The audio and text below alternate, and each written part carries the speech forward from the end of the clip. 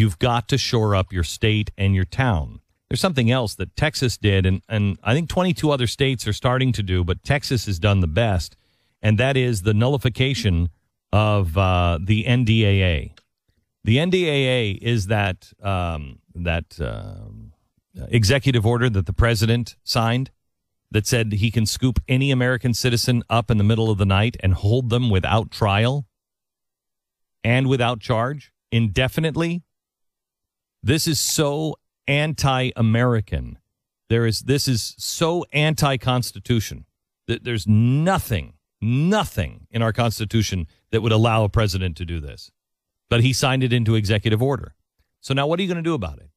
Well, there are several states that are actually doing something. And Texas is leading the way on this. And what they're saying here, I'm just looking if there's an easy way to do it. I'm sure this is up on the Blaze right now. But, yeah, there's only 10 other states that are doing this. There should be 50. But what they've done is they've not only nullified the law, which 10 of these other states have also done. They have bills now ready to be passed in 10 other states that say, no, I'm sorry, the president cannot do that. Not in this state. We don't play ball that way. You cannot do that to our citizens. Texas has taken it the step further. If you comply with this executive order in any way, if you aid the federal government in any way to help scoop a Texas citizen off the streets and put them into federal custody under this particular thing, you'll go to prison in Texas. And that's the way it should be. It's not just, hey, we don't do that here. It's not only do we not do that here, it's against our state law to do that here, and you will have a hefty prison sentence if you're involved at all. Those are the things, not signing petitions for secession, but working with your state legislature to make sure your state has your gold back. Get your state's resources in order. Not for secession. Get your state's resources together because when, and God forbid, there is a collapse, you have to make sure that your state survives.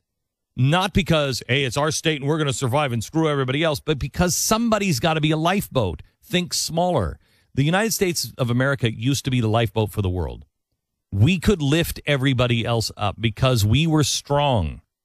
Now we're not that for the world.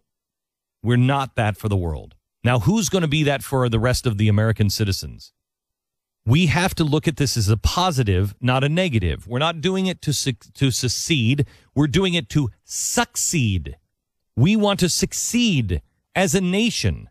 Somebody has to be there to help others. And unless your state has its gold, unless your state has strong regional and local banks, take your money out of banks at Citibank and everything else and put them in a state or a local bank where you know that bank. Put your resources with your neighbors and make sure your state has their gold. Make sure your state is passing laws that say, I'm sorry, but this one is unconstitutional. This one, we will not comply. We won't. And I'm sorry. You can say that about, health care or whatever. But this is in a totally different ballpark. Health care, you're paying taxes for just existing. That's unconstitutional. It's wrong. Sorry. I don't care what the Supreme Court says. It's wrong. But this is in a different category. The president has a right, just on his word, to scoop up any American citizen and hold them without charge or without trial indefinitely. Sorry. That's a gulag. That's what that is. And that is absolutely un-American. Un-American, anti-American, not American, however you want to call it. It's wrong. It's wrong. Those things you should be able to get your state to agree on and make positive steps to reinforce yourself, your town, your neighborhood, and your state. What Washington does, Washington does. You've got to emergency movements to strengthen locally.